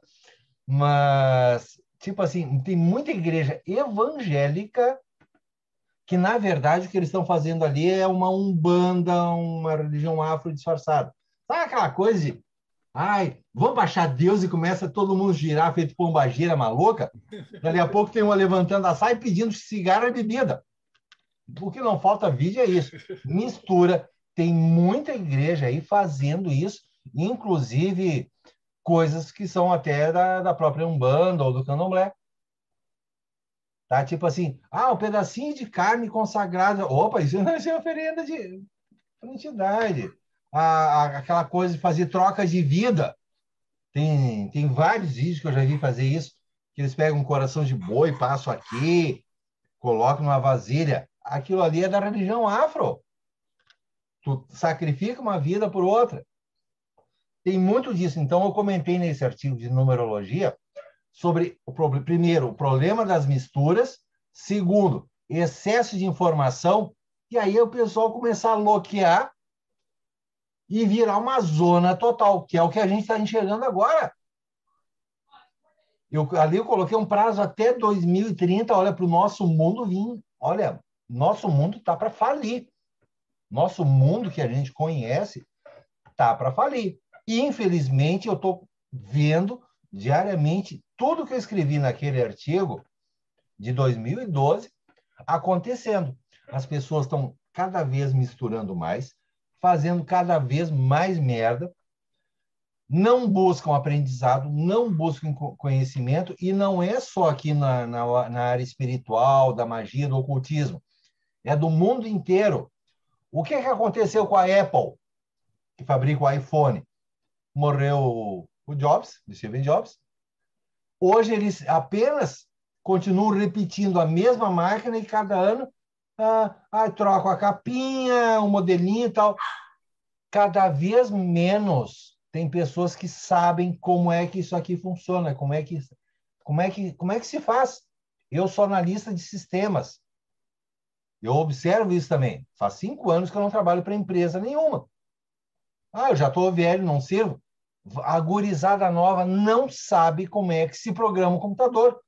O que eles mais fazem hoje, tem site na internet bonitinho, tem programa bonitinho, eles estão usando apenas uma coisa que já está pronta, mas a parte mecânica, mexer no parafuso, mexer nos bits e bytes, quem sabe... Isso vale para a demonologia também, né? Daqui a pouco... A galera está com os livros, seguindo as fórmulas, mas não sabe cada vez não sabe como é que funciona a fórmula. As fábricas vão começar a fechar, porque os engenheiros mais velhos vão começar a morrer. E aí os novos não sabem como é que a coisa funciona. Eles vão conseguir repetir a mesma coisa por um tempo, mas isso aqui tem um tempo de vida, vai começar a quebrar. Acabou a tecnologia. O Isaac Asimov, na sua famosa trilogia Fundação, onde ele falava de um período de 1000 anos de queda do Império Galáctico. Então, naquele livro, basicamente, a humanidade tinha se expandido para a galáxia inteira. Só que chegou um ponto que aquilo tudo ia falir. E o professor Seidon, que é o que começa a alertar da coisa, criou uma coisa chamada psicohistória. Era um tipo de matemática para prever o movimento de bilhões de pessoas na galáxia toda. Ele previu que a galáxia toda ia falir total, ninguém mais ia voltar à Idade da Pedra. E ele propôs um plano para salvar isso tudo. Então, a trilogia fala disso, e alguns casos de planetas onde ocorreu isso. Chegou um ponto que eles não sabiam mais de onde vinha a energia. Então, tinha um templo que tinha sacerdote, o sacerdote sentava numa poltrona que flutuava no ar e tal, e mantinha as máquinas funcionando. Aí a fundação, o pessoal da fundação foi lá, tentando salvar, colocaram as máquinas deles. Depois de 3 anos, os fogões, até fogão parou de funcionar, porque eles não sabiam criar fontes de energia. Eles não sabiam nem acender fogo de lenha. Tudo dependia de uma tecnologia. Tinha umas coisinhas desse tamanho de energia de fissão, nuclear, não sei o quê, que era tudo que você sabia fazer. Quando aquilo parou de funcionar, ninguém sabia como funcionava. E é isso que eu enxergo, infelizmente. Vou colocar 2030 como um prazo limite. Nós vamos começar a ver cada vez mais coisas parando de funcionar. Não vai ter técnico nem engenheiro, porque essa gurizada nova não quer aprender, só quer pegar a coisa pronta. 2050, olha, quem souber acender o fogão a lenha vai estar bem. Eu entendo isso. Essa é a minha como previsão. uma metáfora Isso aí que a gente está vendo. Pelo menos 100 anos. A gente tem as coisas prontas, mas a galera nova não sabe como é que a coisa chegou no que está fazendo, né? Exato, é a necessidade do aprendizado, e até assunto de hoje também, de desenvolver a mediunidade para aprender a se comunicar com eles, porque eles também querem nos ensinar. Tanto anjos querem a nossa evolução, espíritos da Goetia, Grimório Velho, são mais práticos, mas eles ensinam também. O que as pessoas esquecem de pedir? Primeiro de tudo, é uma coisa que eu faço sempre. Chamo você e tal, traga a sua sabedoria, me ajude a ter o conhecimento da sua área, da sua esfera. E aí eles começam a nos mostrar as coisas, porque se você não souber nem o básico do básico, é muito fácil. Tá, isqueiro. Isqueiro tu compra pronto no supermercado. Quem é aí que se lembra de palito de fósforo? Palito de fósforo é uma coisa que está sumindo. Como é que fala palito de fósforo? Antes disso, acender fogo com pauzinho. Quem é que sabe fazer isso? Que é uma coisa que eu aprendo quando estou escoteiro. Fala, Robson. Hoje em dia, a gente tem no mundo ocidental, praticamente, uma tendência do místico, do esotérico, que não sabe nem o nome dos dedos dos pés, a querer achar que conhece os mistérios do universo, da natureza, dos daimons e das coisas. A minha recomendação para a galera, no geral, é que estude mais. É muito necessário estudo, é muito necessário que você tenha uma ampla biblioteca. Eu não estou falando de PDF, que PDF é legal, eu tenho 35 mil PDFs. Mas, de que adianta ter uma quantidade de PDF que eu não lerei nem em 8 vidas, né? Se você não estuda? Não é por osmose que se absorve conhecimento, pessoal. Você quer trabalhar com algum tipo de entidade, seja Exu, Pombagira, seja Daimon da Goécia, qualquer tipo de entidade que seja, pessoal, estudem, tá? Sobre pedidos a esses espíritos, eu vou engatar numa questão do Gilberto. No grupo enoquiano.com.br, eu fiz uma observação sobre pedidos a espíritos. E nessa conversa, eu falei para o pessoal o seguinte: pedir dinheiro a um espírito é muito fácil, porém é efêmero. Por quê? Você pode até ganhar algum dinheiro, porém você não tem a ferramenta para fazê-lo. Peça a ferramenta para fazê-lo. Você quer dinheiro? Ótimo, não tem nenhum problema em querer mais dinheiro. Dinheiro é ótimo. A questão é que você deve pedir uma coisa para que você evolua, para que o dinheiro venha até você através do seu esforço. Quer fazer menos esforço? Peça algo mental que faça com que você produza, através do seu conhecimento, do seu conhecimento, dinheiro. Ótimo. Legal. Você vai conseguir produzir com menos esforço físico mais dinheiro. Mas, pessoal, é sempre a partir de nós que as coisas se realizam no nosso mundo. Os demônios, eles podem trazer dinheiro para você? Pode. Mas se você quer dinheiro, pare de pensar em dinheiro apenas como dinheiro. Comece a pensar em como você vai manifestá-lo a partir do seu próprio esforço, e não a partir de uma esmola que uma entidade espiritual pode trazer para você. Você quer evolução? Você quer melhoria na sua vida? Beleza, ok. Não tem nenhum problema em você recorrer a taumaturgia para a realização dos milagres na sua existência. Desde que você o faça consciente de que sempre será a partir de você mesmo, das suas capacidades melhoradas através do conhecimento dessas entidades, que é isso que elas podem trazer para você, que você vai evoluir na sua vida. Pare de esmolar aos demônios. A galera de Goécia que está me ouvindo, pare de ser um mendigo. Tá? Começa a pedir para aprender uma coisa e seja útil para alguma coisa.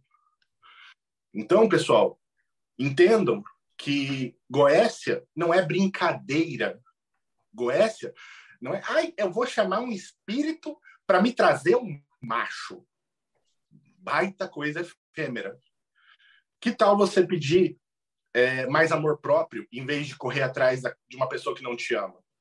Que tal você pedir mais de consciência se você não consegue entender seus pais, seus familiares? Que tal você pedir um pouco mais de questões sólidas que vão te tornar uma pessoa melhor? Fala-se de teurgia, mas é aí que eu falo que a galera não tocou na teurgia Goécia. Porque essa consciência veio através de espíritos positivos dentro da teurgia Goécia para mim. Robson, pare de pedir esmola. Comece a fazer pedidos sólidos. Aí eu perguntei, o que é um pedido sólido? E me foi respondido. Melhore a si mesmo. Trabalhe em si mesmo. O que é teu, o que muda em você, nunca mais muda de volta. E isso passa a ser seu. Agora, se você pede uma coisa que vem e vai embora, é efêmero. Exato, precisa ter canal de manifestação. É uma coisa é uma área que é de estudo meu. Como pedir? Como pedir? Isso é fundamental em tudo. Então, isso que o Robson estava falando. Não adianta pedir dinheiro. Qual é o canal de manifestação que tu tem? O cara é office boy, aí me escreve para mim. Aí faz um feitiço aí, porque eu quero 100 mil reais na tua conta. Tá, mas tu é office boy. Teu salário é de 1.000 pila por mês. O que tu vai... De onde que vai aparecer 100 mil? Tu tem como criar isso na tua vida? Então, a gente precisa um canal de manifestação. Quer ter um amor? Ah, eu quero macho gostoso, uma mulher gostosa. Mas e tu? Tomou banho? Arrumou? Tu vai trazer alguém na tua casa tá um lixo? Eu já falei mais de uma vez que me criticaram, que eu falei, o cara, aprendizado de magia. Primeiro arruma a tua cama. O cara não arruma nem a cama. Aí quer trazer aquela mulher maravilhosa, aquele homem maravilhoso, e a casa do cara é um lixo. Aquelas fotinhas que a gente vê. A selfie do celular, né? Que tanto tem por aí, TikTok, escambau, né? Aí tu olha o quarto da mulher, um lixo de bagunça. Eu fico pensando até se ela tomou banho, se vai ter cheirinho, né? Então, para ter resultados, que nem na área material, trabalho, o que eu pessoalmente peço? Claro que eu quero ter resultado. Aparecer na Globo, dá pra ter vergonha. Eu peço duas coisas. Primeiro, que eu possa ser um bom profissional, que eu possa fazer bem o meu trabalho. Primeira coisa. Porque isso aí já traz várias... Para mim, ser um bom profissional, eles vão me ajudar a estudar, a aprender, vão me mostrar o que eu preciso melhorar para trabalhar bem. Segundo, só então eu peço que eu tenha bons clientes que paguem bem pelo meu trabalho. E o meu trabalho não é o mais barato, mas também não é o mais caro. Eu peço que eu tenha um bom público que tem sido constante. E, finalmente, terceiro, que o que eu fizer possa ser algo bom para as pessoas, que eu possa estar fazendo algo bom para eles. Então, olha que eu coloquei 3 níveis. Melhorar a mim mesmo como profissional, como pessoa. Só então, tendo um produto, tendo algo para oferecer, que me ajude a encontrar boas pessoas e venham para mim pessoas que também paguem bem, porém que eu esteja capacitado para isso. Não adianta eu receber um cliente que eu não vou ter condições de atender, eu vou passar vergonha. Daí, por último, essa terceira parte, que eu possa fazer uma diferença, ajudar essas pessoas. É isso que eu peço. E eu tenho metas, sim, de valores e coisas que às vezes eu explico. Pessoal, às vezes eu converso com um anjo, com um demon, com Lúcifer mesmo. Gente, eu tenho uma meta de ter tal nível na vida, assim, assim, assado. Tá demorando? Tá. Mas eu estou sempre vendo dia a dia a coisa andando. Eu não estou rico, eu não estou milionário, mas eu moro numa boa casa, os meus cachorrinhos são protegidos, eu consigo ajudar outras pessoas, eu consigo ajudar pets em situação de risco. Eu tenho uma vida confortável, estou feliz e gradativamente eu estou vendo o resultado acontecer. Milagres fantásticos, sensacionais, ganhar na Mega Sena sozinho? Claro que todo mundo quer. Sabe como é que tu ganha na Mega Sena? Compra a porcaria do bilhete. A maioria das pessoas pede magia para ganhar na Mega Sena, mas não compra o bilhete. Eu compro toda semana. Fazem 10 anos eu tenho um jogo, toda semana eu faço 2, 3, 4 pontos. Só que são 4 cartões, então os números sempre são... Uma vez só eu recebi o valor da aposta. Mas é uma coisa... Eu não tenho mais o que fazer. Eu vou lá na lotérica, faço a aposta da Mega Sena. Tem 52 milhões de chances contra mim. Eu vou perder tempo fazendo magia para isso? Não. A maior magia é, vai na lotérica e, quem sabe, a nossa deusa sorte te ajude. Ponto. Só que a maioria das pessoas nem vai saber usar o dinheiro e 2, 3 anos... Não vai saber nem o que pedir, né, no fim das contas, né? E é engraçado, a gente convidou hoje 3 pessoas totalmente diferentes que lidaram com o mesmo assunto. E a gente chega na mesma conclusão. A gente pergunta para o Rafa ele só lida com anjo, né? Se bem que ele traduziu em 1984, que é pior que qualquer demônio que você puder imaginar. Então ele já está no nível acima do nosso, assim, né? Porque ele fala com o Rumi, ele traduz o Rumi, que é o anjo, e ele lida com o ser humano, que é o pior de todos, que é a descrição do próprio 1984. Como é que é aí, Rafa, essa questão? O homem é pior que o demônio? Bem, falando especificamente da minha tradução do 84, eu pensei em não fazer mesmo, sabe? Eu já tinha lido, né? Não sei se vocês conhecem a história, a última parte da história é basicamente uma descrição de uma tortura. Estou ouvindo, mas já volto. É uma tortura em primeira pessoa, a descrição. E é horrível mesmo, assim, sabe? É bem real, assim. Não sei se o Orwell passou por isso. Ele já lutou na guerra, né? Civil espanhola e tal, mas se ele chegou a ser torturado, talvez isso eu não tenha essa informação, mas deve ter, no mínimo, ouvido relatos.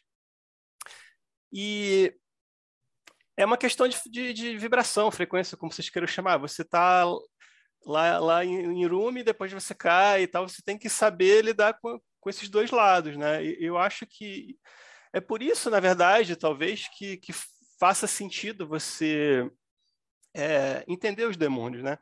O Fagundes, ele falou uma coisa ali no relato dele inicial, que eu achei muito interessante, que eles falavam que somos todos um, só que ele pensou primeiro que era só os demônios que falavam isso, né?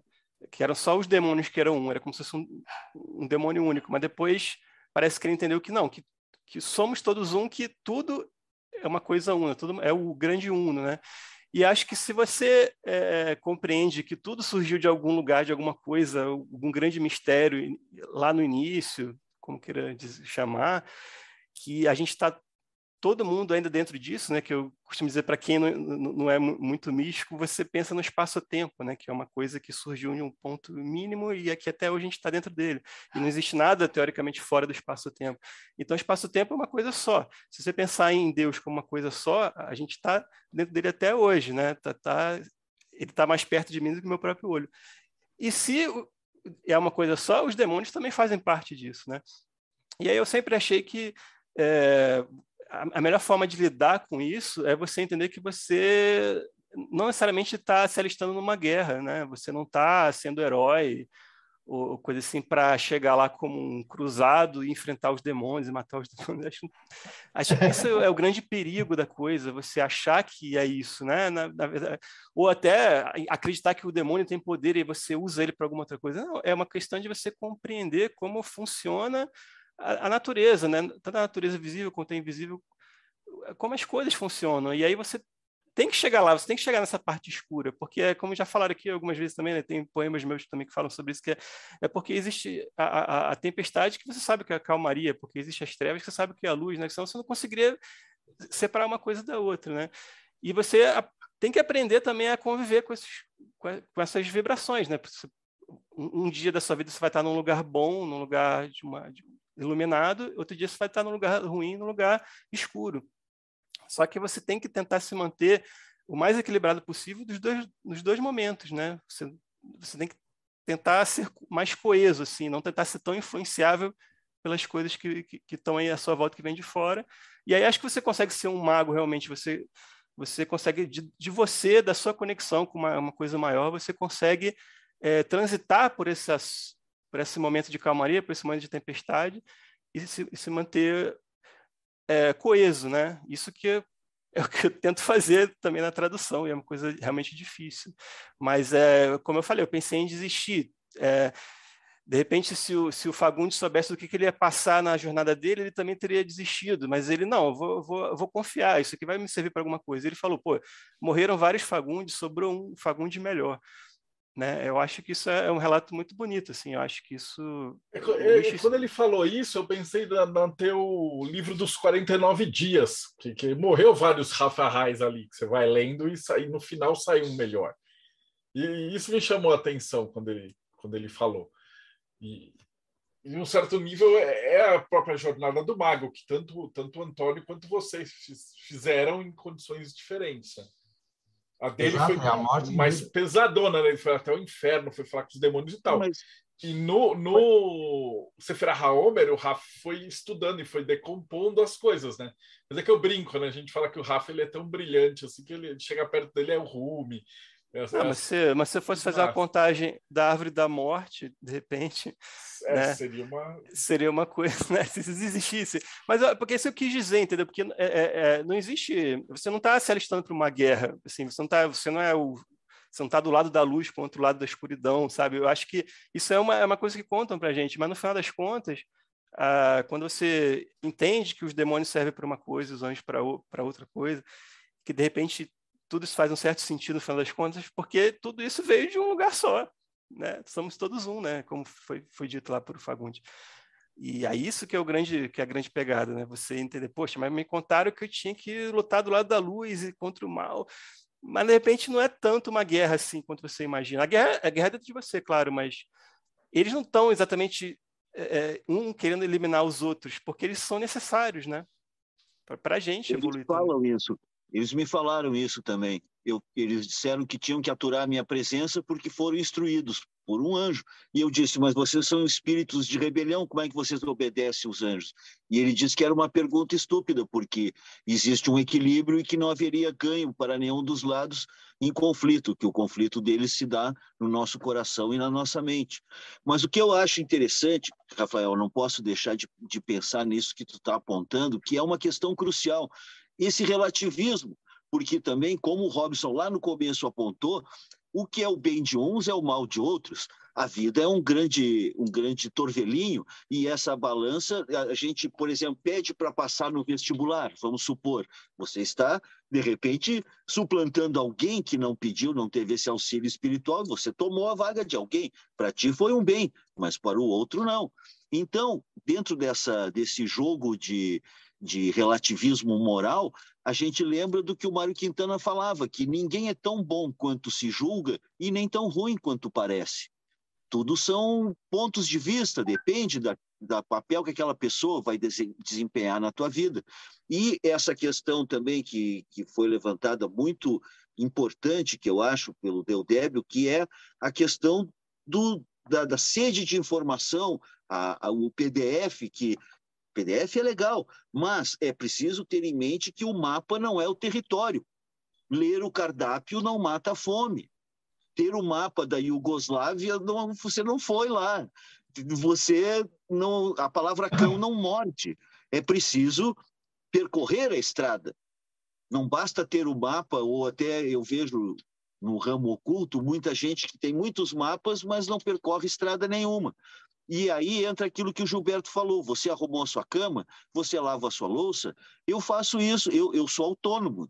Desde que eu saí da casa do meu pai lá com 19 anos, eu fui fazer a minha comida, lavar a minha roupa, pagar as minhas contas e ser um homem livre, ser um pai, ser uma pessoa autônoma. Aí eu vejo uma pessoa que tem tudo de mão beijada, com uma colher de prata na boca, que não sabe de onde vem a comida, que não sabe quanto que gastou de luz, essa pessoa, eu penso, que não está preparada para enfrentar os desafios do labirinto do caminho mágico.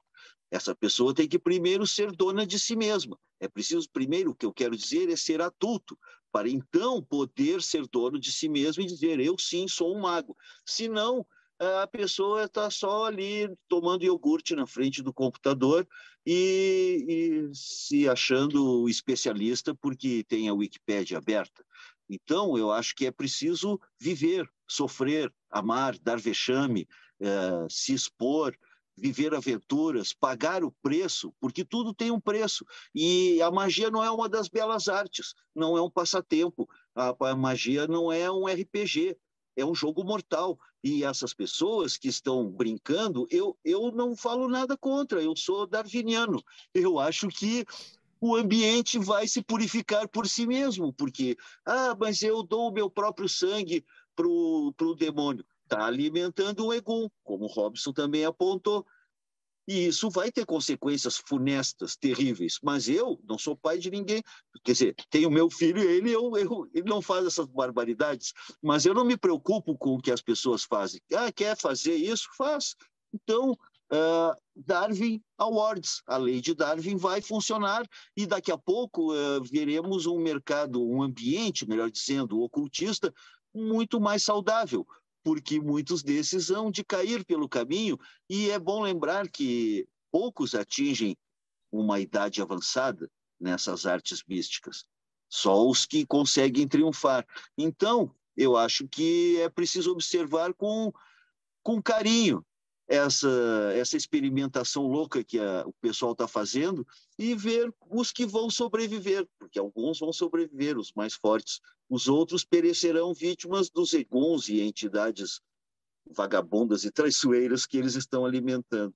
Eu só queria dizer isso, a palavra cão não morde, o mapa não é o território, ler o cardápio não mata a fome. Ame e dê vexame. É isso. Mas Certamente. A gente tem que ter a decisão e a ação. Eu sou Saniase, eu sou Saniase, já um vídeo que a gente fez aqui no canal Maien também, eu falei da mudança de vida que eu tive, porque eu fiz todo tipo de merda possível.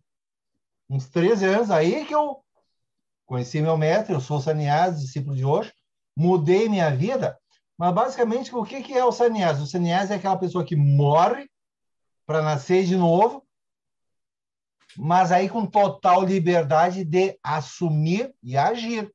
Ou seja, eu não virei instantaneamente guru, mestre iluminado, as coisas não se resolveram, que o pessoal acha que vai acender o incenso, vai fazer a meditação, vou fazer essa magia, aquela coisa. Não, eu apenas tive a liberdade de agir. E muita merda acontecendo também na minha vida. Mas eu tive a liberdade de seguir lutando. Eu tenho problemas como qualquer pessoa humana. O pessoal fala aí, mas como tu é bruxo, tu é feiticeiro, tu é mago, como é que tem problema? Eu tenho só uma pessoa humana. Desconfia, pessoal, sempre. Desconfia daquela pessoa que aparece como resolvida demais, não tem problema nenhum, tipo os coaches. O que tem de coach por aí, na vida deles é uma maravilha. Nunca tiveram problema nenhum, tiveram uma solução milagrosa e fantástica. Vai mentir para outro. A maioria é filhinho de papai, sustentado pela família, nunca trabalhou, não sabe o que é o problema de, vai vencer a conta da luz amanhã e eu não tenho dinheiro ainda. Eu tenho que dar de comida para os meus. E gente pedindo serviços de graça. Não, porque tu é poderoso, então tu me atende. Não, eu também tenho família para cuidar. Então a gente tem que começar primeiro. Vida humana. Aquela coisa que eu falei antes, arruma a porcaria da tua cama. O básico, aprende a cuidar das tuas finanças. É muito fácil ser sustentado pela família, que alguns têm esse privilégio, e eu conheço alguns que são bons mesmo. Eles são sustentados pela família, têm uma riqueza por mérito até de muitas encarnações, mas usam bem os seus recursos. Eles não estão aí pagando R$1.000 uma champanhe para se exibir numa balada, que é o que muita gente faz. E depois aparece querendo serviço de graça.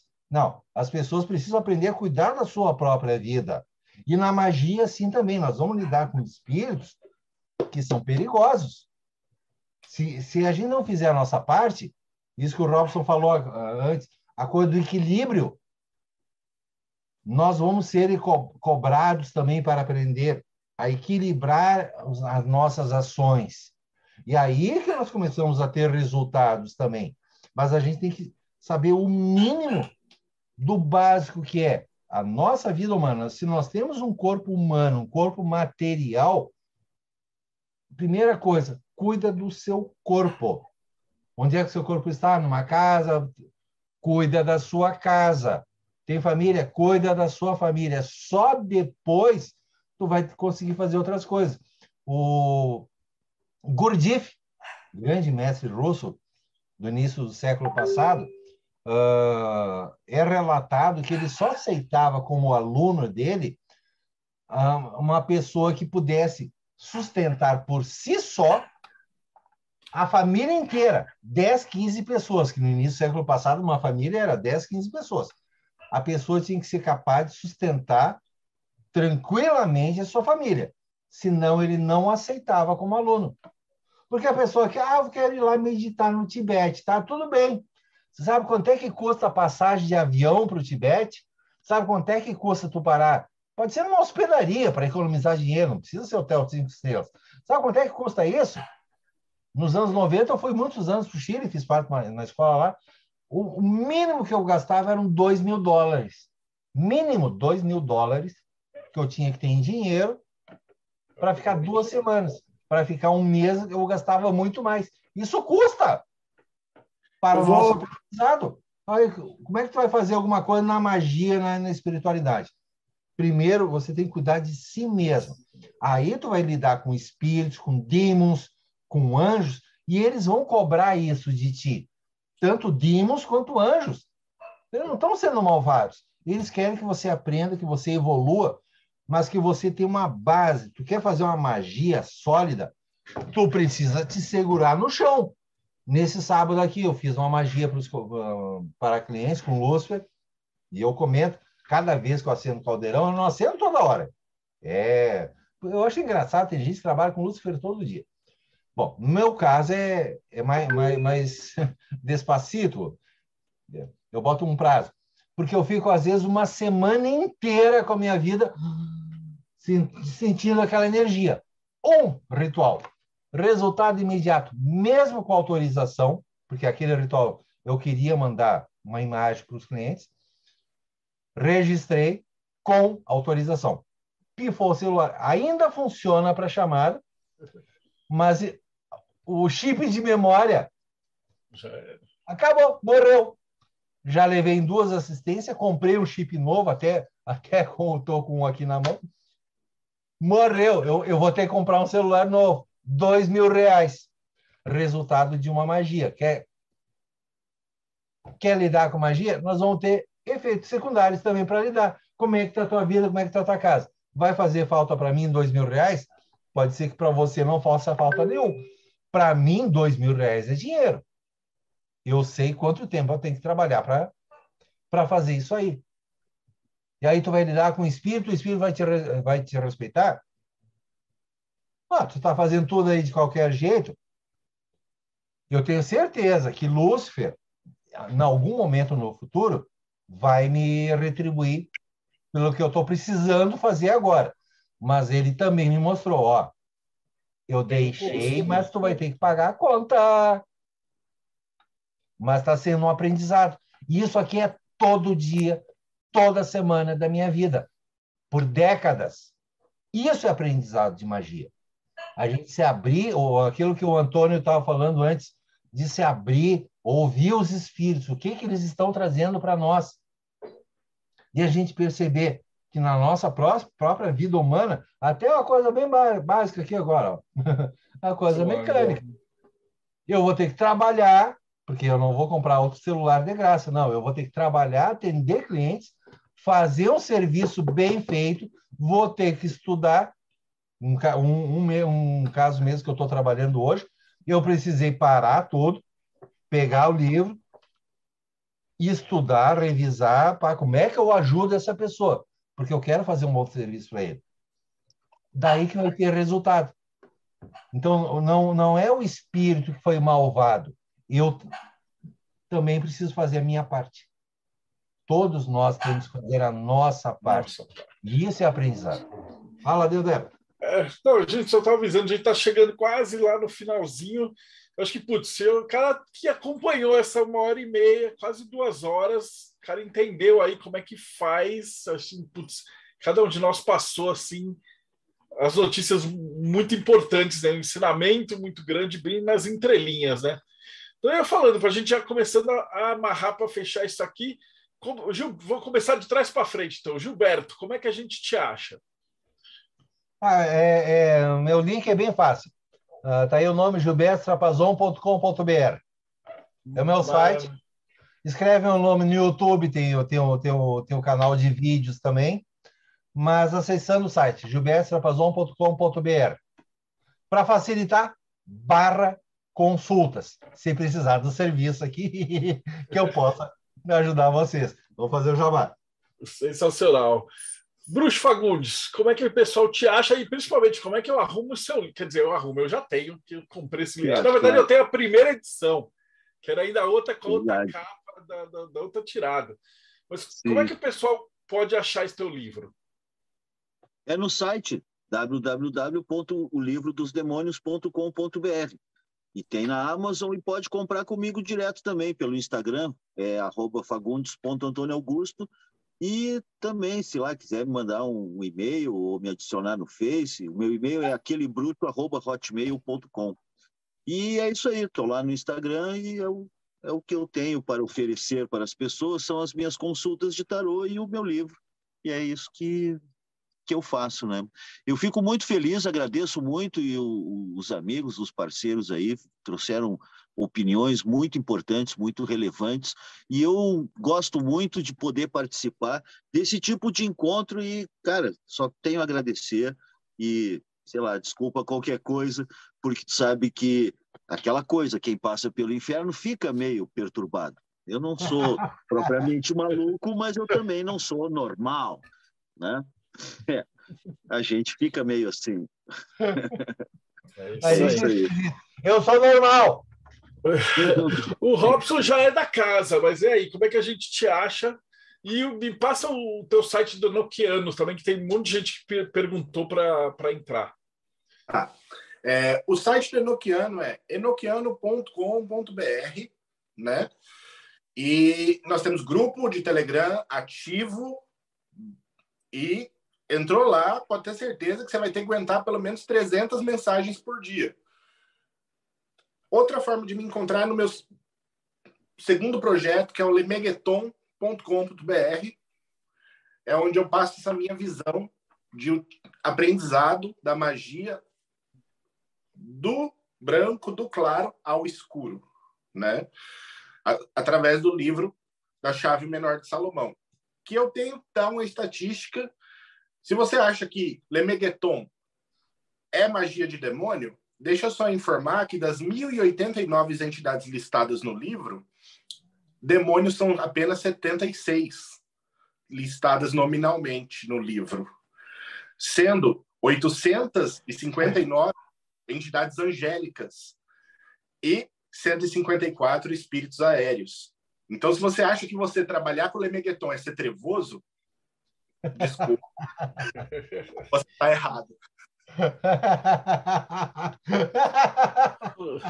Rodrigo Celso, considerações finais. Bate-papo fantástico, assim, espero que chegue aos ouvidos desse pessoal aí que está no Facebook, baixando PDF, procurando saber como é que invoca essas entidades, para eles pensarem um pouco mais e começarem a estudar um pouco mais. O estudo sempre salva. E para a gente finalizar com chave de ouro, cadê o Rafa Reis, meu irmão gêmeo bonzinho? E o lado luminoso do Teoria da Conspiração, que são os textos para reflexão. Então, o que tem lá no Textos para Reflexão? Como é que a gente acha você? E também faz propaganda do 1984, que esse livro é o livro que deveria ser o livro de cabeceira de todo mundo, né? Bom, até liguei. Tinha esquecido de ligar a luz aqui. Você está tão falando que eu estou luminoso que eu liguei a luz aqui. O meu site, onde você acha tudo que eu tenho feito por aí, é raph.com.br, também é fácil de achar. Eu fiz a Contagem do Homem, né? Tem um livro sobre isso também. O 84 do Orwell é o seguinte, para quem não sabe, eu trabalho com traduções de grandes autores do domínio público, principalmente vendendo e-book na Amazon, hoje em dia vendo, e na Google Play também, hoje em dia eu vivo disso. E o Orwell entrou em domínio público no início do ano passado, então eu já tinha traduzido a Revolução dos Bichos, não consegui traduzir a tempo 84, mas logo depois consegui lançar a tradução, e aí eu vendo baratinho lá em e-book, às vezes tem impresso também. Agora, o que eu queria indicar mesmo, se vocês gostaram do que a gente conversou aqui, eu acho que tem mais a ver, é esse livro aqui, que é um compilado dos textos do meu blog que falam especificamente sobre espiritualidade, mitologia, chama Roda dos Deuses. Ele tem impresso no Clube de Autores, mas você baixa gratuitamente em e-book na Amazon. Então, isso que eu queria indicar. Chama Roda dos Deuses, para quem se interessou pelas minhas perguntas e tal, conversa. É isso aí. Maravilha. Eu vou te chamar de novo para você falar só desse livro, pô. Você não...